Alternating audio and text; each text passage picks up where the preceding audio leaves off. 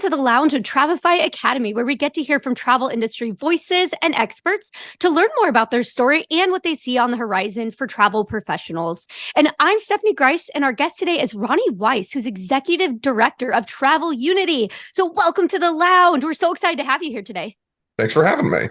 Yeah, this is super exciting, and I'm really excited to have you on the podcast. And to everyone listening, so we had met at ASTA Global Convention earlier this year, and the funny little story, I met Roni and I was like, oh my gosh, I need to have you on the podcast.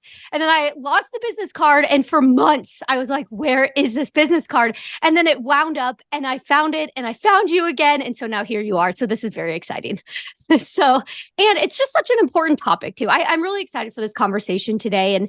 But before we get further in, can you just share more about what Travel Unity is and what you do? Sure. So Travel Unity is a nonprofit. We've been around since 2016, and our focus is on making the world of travel welcoming to people of all backgrounds and identities. So there's really two components to that work. One is working with the travel industry overall and all of its different components and sectors and people to make sure that they understand how to be welcoming to people, not just as visitors and travelers, but also the workforce and community engagement as well. And then we work directly with populations that might not be aware of travel as something that they can do, and possible career paths in this industry that we all love. That's so awesome. And it's so important. This industry has grown so much, just so many new people entering the industry and all of that. And so it's just really cool. And it's cool that you're doing all that. So do you get to travel around to talk to people, go to the workshops, go to like conventions like ASTA Global and things like that? Yeah. And it's interesting because, for one conference, I was in Detroit in winter. For another conference, I was in Phoenix when it was breaking degrees. But then I was in Monterey for the California Travel Association Cal Travel Summit, and it was beautiful. So I get to be in a lot of different places in a lot of weather, and yeah, it's fun. You get to spread your message across with all the different experiencing all the different weather. No, that's really awesome. That's so cool. It's just so important though what you do, and I know that our listeners are primarily travel advisors. So when you start to understand and think of the way that, the travel industry and advisors can support diversity and inclusion, what can advisors do to better serve their clients, but also not just their clients, but also their organization or their agency? Yeah, I think, the first thing is that a lot of this work is just good general practices, right? So when you're talking about somewhere where you have employees and not everybody who, is an agent or an advisor has people under them. But when you're working with people, treating them well as an employee is part of this work. When you're working with clients, treating them well is part of this work. But then it starts becoming a little more complex in terms of what does it mean to treat somebody well, depending on different aspects of their identity, their concerns, etc.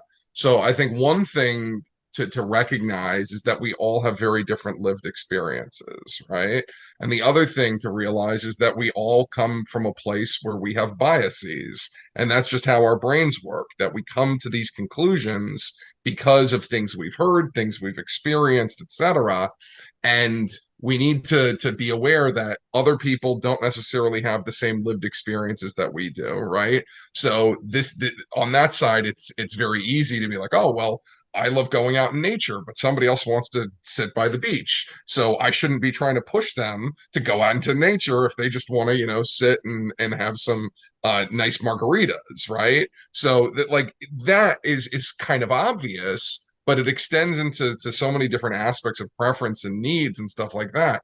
To me, food and drink is part of it too. Again, margarita, somebody else doesn't drink alcohol. So being aware that just because one person needs or wants something within their experience, that's not everybody with a different client. And that's not even necessarily everybody who's going on the trip that client is organizing, right? There's friends and family who might be part of it, who have different preferences. So it sounds obvious that yes, getting into this level of knowledge is useful, but for somebody who grew up around, casual drinkers and whatever, the idea that somebody doesn't drink at all might be something that they haven't come across. For somebody who isn't vegan, like that's going to be something that they are gluten free, right? These are all different things just in that sort of lane that if you haven't thought of them, you might not be aware of them. And to get into something more specific, that's more kind of traditional DEI, is pronouns, right? Is gender expression, and this idea of that, you know somebody, what do they prefer to be called just by their name, right? Because some people go by their middle names and not their first names, and you need to know that. Some people go by nicknames. Some people don't want to be called Bob if their name's Robert. They're Robert. And that extends to gender expression, where you might have somebody who's non-binary, who goes by they them pronouns, or somebody who, you might be thinking because of their appearance that they're one gender, but they identify as something else. These are things that you might not be aware of at first, but the more you start coming at this with curiosity and awareness, the better you're going to be for your clients.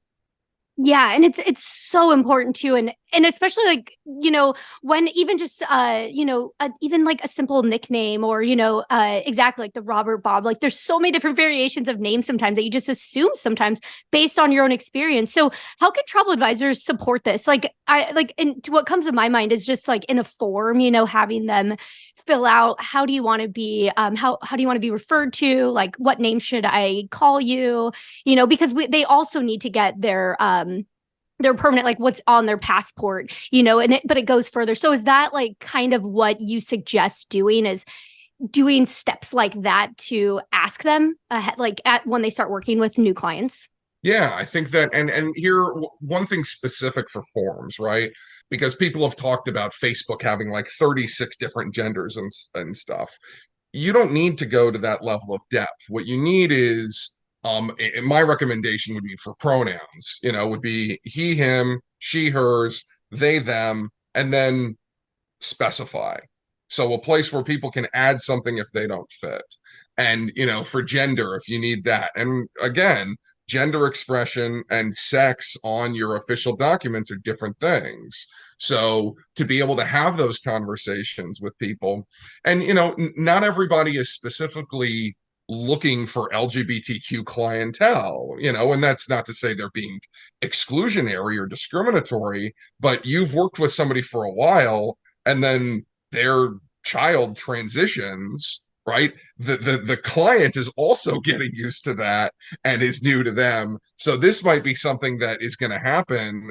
I wouldn't even go so far as to say might. If you're working with enough clients in 2023, 24 and beyond, the gender stuff is not going away. So being ready for that, and as you said, on forums and in discussions, right, to be able to ask these questions. And if you're seeing things and you're not sure, finding a way to just ask respectfully about, I just wanted to clarify, was so it looked like, on the documentation it was male, but it looks like maybe your child identifies as female. Is that accurate?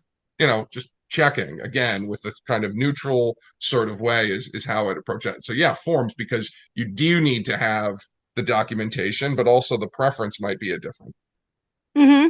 Yeah, and even like you mentioned with food and stuff too. I mean, it's something as, simple, or what it is that you like to do, and just having those discussions about, if they're traveling to a place that, not eating meat is going to be a little tough, or, something, or, just understanding that. And that's why, they come to work for an advisor, to make sure that they can carve out the customized preferences in there. So that's really important. It makes sense. And I think, while they're on their trip and after, there might be things that you didn't know and they didn't tell you, right? It's like, oh, and this is also where the forms, for better or worse, come into play too, because you have a paper trail and like, oh, well, that wasn't, I'm sorry, I didn't see that, and that now we can fix that, or whatever it is. And I think this is part of the sort of listening to people's side too. And once you have that level of comfort, to be able to have them tell you about the things that maybe they weren't comfortable with.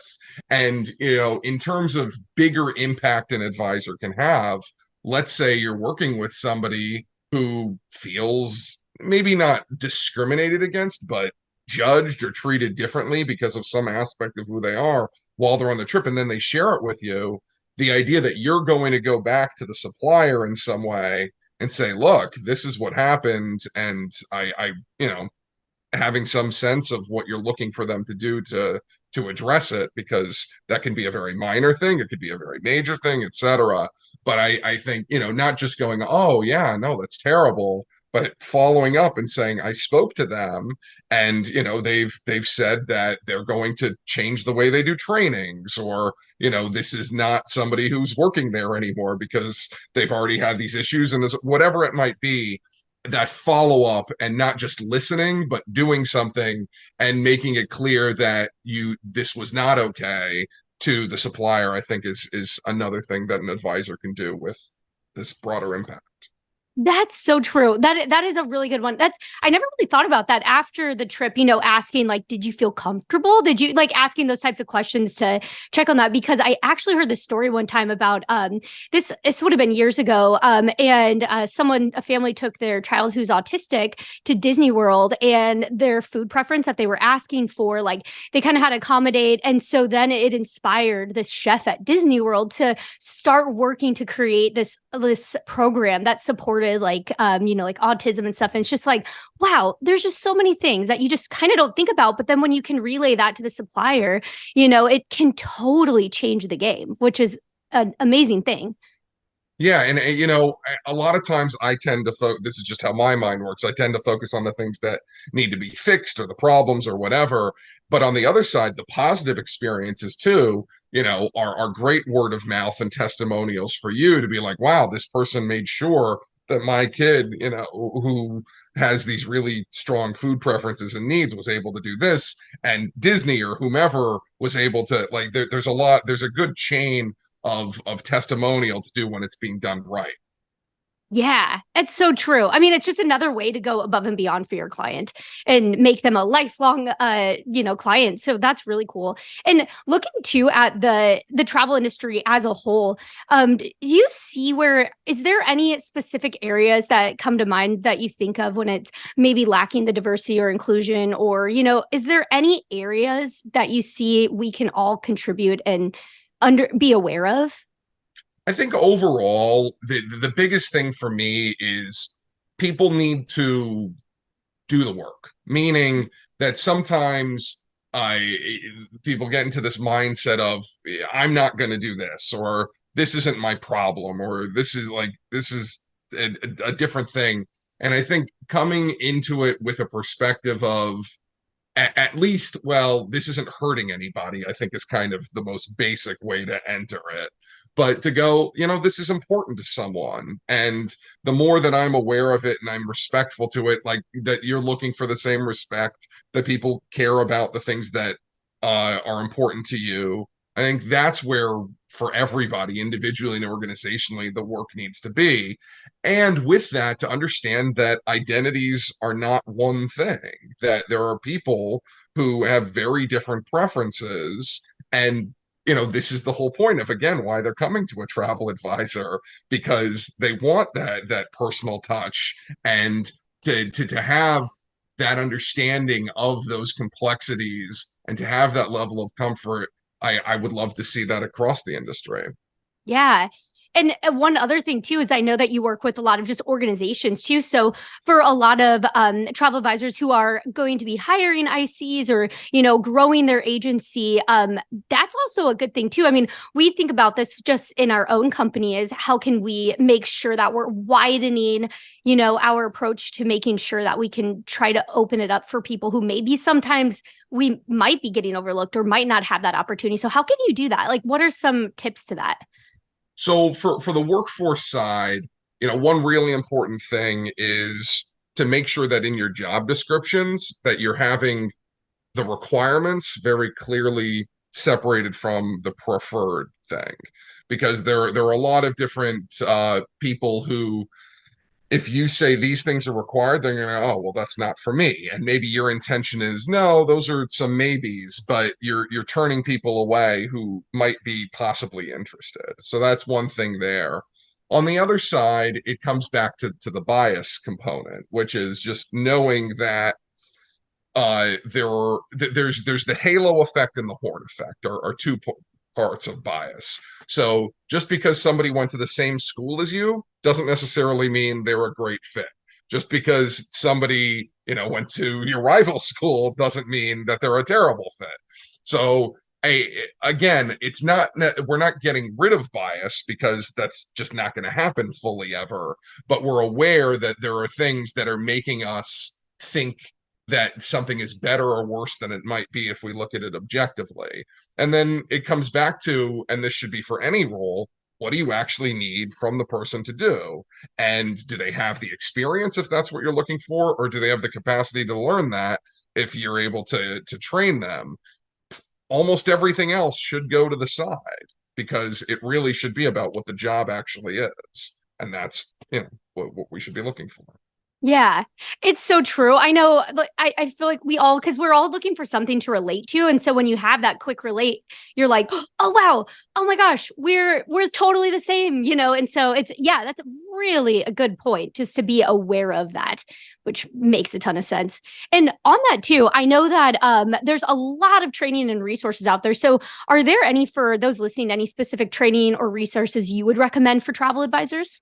Well, I'll quickly just say that on our end, we have our alliance, which is a way for people who believe in this work and want to learn more about it to get connected with folks. So certainly we have individual and organizational membership in our alliance.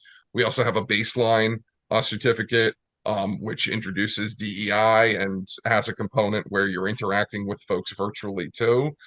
Beyond that, I think the best training is uh learning about different kinds of people, right? It's watching movies, listening to podcasts, talking to people in your life and hearing from them those different experiences.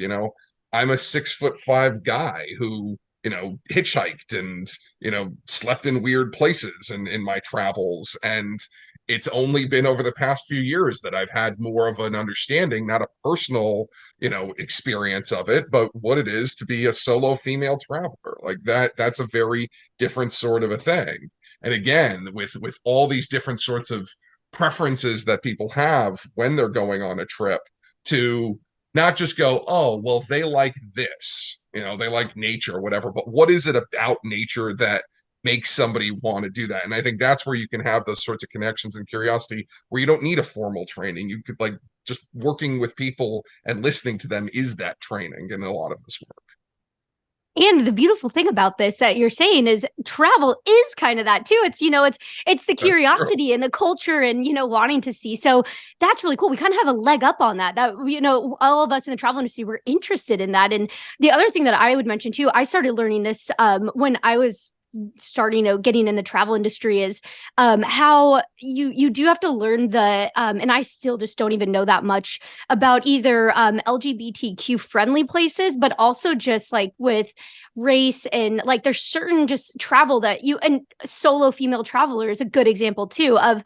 there's just certain places that you do have to be aware of and like understand. So I know there's a lot of training out there too, but that's a big one that I never really thought about. And I learned something new all the time. I'm just like, oh, I didn't understand that, like, until, and so you don't want to send somebody without preparing them, like, hey, just be aware that this, or I understand, there's just so much to it that it's just good to know. Important. Yeah, and where we look at ourselves is that we're DEI generalists. So with LGBTQ stuff, IGLTA is the main LGBTQ travel association. With disability, Travelability has put together conferences year after year about accessibility and disability. So if you are focused on specific groups and identities and want to learn more about that, there's both things inside and outside the travel industry where you can make those connections and learn more. Yeah, that's really cool. That's awesome. There's so much to learn, and it's all curiosity. I like the way you said it's what it is. It's just learning about other people and all that, and so that's really cool. And before I wrap up this, is there anything else that you'd like to say, or anything into 2024, like things that you're excited about, or that you're even doing at Travel Unity? So we're launching a manager level certificate. I'm excited about that. So we're going to have our entry level. We've already had a leadership level where you create a comprehensive DEI plan for a travel industry organization. So now we have a manager level one. So that's very exciting. We're going to be doing events in different parts of the US, and that looking forward to announcing some of those. One of the ones that we already have set is we're going to have our first annual awards dinner in New York City next December. So recognizing folks who are doing great work around DEI in the travel industry. So yeah, lots to come in the coming months. That's awesome. And I will link all of the website and where you can find them on social media and all that good stuff in the show notes as well. But we're not done yet, because I didn't tell you this, but I have rapid fire questions for you. Some fun travel questions. And now I'm really excited to hear it, because your past, just getting a little sneak peek into your past travel life. These might be really, really fun. So, okay, there's 6 of them. Yes, 6 All right. questions. Okay, but the first one, hopefully it's easy, but what is your favorite travel movie? Favorite travel movie? Yeah. You know, what's funny is I don't know that I've ever been asked that. And I don't know that I have an answer that you're going that people, I think people might think it's a weird one, but it might be Forrest Gump. Oh my God, that's so, oh, I love that. I have never received the answer, and I love that, because that is like very much travel. Like he goes a lot of different Yeah, places. And when I picture like the American West, my picture of that is from Forrest Gump, Monument Valley. Like that's, yeah. that is perfect. I love that answer. That's great. Okay, so the second question is, what is your favorite destination you've traveled to? Italy. Ooh, I can't beat the food. I love the people. There's so much history, and just there's a diversity of experience there. It's a big cliche, but there's a reason for it. I love South Africa too, but it's also really far away. I know. So yeah. Takes a little bit longer to get to, a little more of a Yeah. commitment. So a little spin on that question is, what do you think is the most underrated destination to visit? I love Sarajevo. When people ask me what my favorite city is, it's Sarajevo in Bosnia, Herzegovina, in former Yugoslavia, the Balkans, Eastern Europe. I haven't been there in many years, so I don't know how much it has or hasn't changed, but I just the feeling of being there, it's you feel the history, both relatively recent and also from long ago, and I just have loved the feeling of being there. That's awesome. That's cool. So next question here is, what is the best meal you've had while traveling? So one of the weirdest experiences I've ever had was I was on a press trip to Quebec City back when I was still doing content stuff, and we had this amazing buffet at the Fairmont there, Chateau Frontenac. Amazing food, and then at the very end, after we're all stuffed, everybody has a lobster that they're given like at the end to eat. I'm like, nobody told me that I was getting a lobster. Like I would have treated this buffet a little differently if I knew I'd have a lobster at the end of it. You're like, oh, did you finish it, or did you have to? No, I couldn't. I I'd be was like, so that's it. I'm going in. yeah, no, I had what I could, but like again, I was not paced for having a lobster. Everyone's probably like, what is this? Oh my Yeah, no, God. I don't think any. That's I so think many of the other people didn't even touch it. I had some, Oh, but I see, couldn't that would even. make me. I know it's like, oh, it's a wasted lobster. Yeah, Oh, no, I was like, that this is hurts my ridiculous. heart. I know. That is crazy. Man, Yeah. I guess that's how like you would think like kings and queens live. That's good experience. What And an I mean, it was experience. it was a nice old castle-y hotel thing, so That's cool. it fit. Yeah. Okay, so the next question here is, what is the last great book or article that you read? And doesn't necessarily have to be travel related. Um. So I'm a big fan of the Heath brothers. So I got to read actually a draft copy of a book called Day One. So I think is it Chip Heath is the one who did this. So it's not even out yet. Whoa. I got to read that and give some commentary on it. But I think the Heath brothers are just really solid. Made to Stick is one of their books, and just it's easy to read. They have really good anecdotes. and it just really helps you reframe the way you're looking at business and life and stuff like that. So I highly recommend checking them out. That's awesome. Okay, so that's the first time I've ever had an answer where the book isn't even out yet. So that's awesome. That's great. So everybody watch for that. Watch for it coming out. Okay, this is the final question is, and maybe the lobster story is the answer to this, but what is the crazy thing that's ever happened to you while traveling? There have been a lot of different things. I don't promote my old videos very much because it's an old life. But on YouTube, I have me hitchhiking in and out of Iraq, and that is a pretty crazy story that starts with me going across the Turkish-Iraqi border, and literally somebody I don't know coming up to me with a phone and going, "It's for you." So what? All of that's on YouTube. Yeah. Was it really for you? Like the phone was really for you? Yeah, effectively. It wasn't, they didn't know who I was, but somebody was like, I guess they said there's some random white guy, who just walked across the border. So a guy at a restaurant in the next city over was like, to see if he'll come to a restaurant or something. So Oh yeah, my gosh. it was a really weird experience, that whole stretch of time. And then it didn't go well, and I ended up hitchhiking out of Iraq at night, getting caught up with cigarette smugglers. Yeah. Cigarette smugglers? Yeah. Oh my God. Wow. Another first. This is all okay. So I'm gonna find that video, or if you can share that, I'm putting that in the show notes. I gotta see this. That is fascinating. And then we'll probably go down a rabbit hole of like all the old Roni Weiss travels. It's a lifetime ago. Yeah. That is so cool. Well, thank you so much for spending time and sharing all this.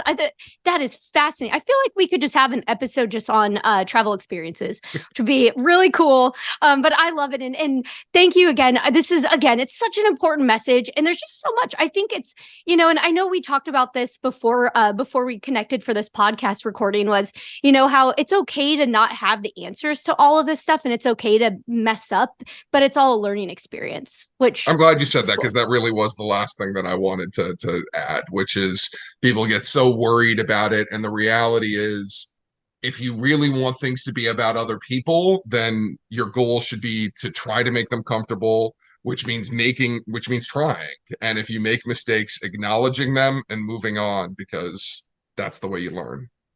so true. You live and learn. It's the best thing. So yeah, that's awesome. So thank you so much again. And thank you everyone for tuning into this episode of the Lounge with Travefy Academy. Oh, there we go. And thank you so much to our special guest, Roni, for joining us here today. And be sure to subscribe to our podcast or subscribe to our YouTube channel for all of the latest episodes. And we hope you enjoyed our conversation today and join us again. But for now, stay safe, and we'll catch you on the next flight.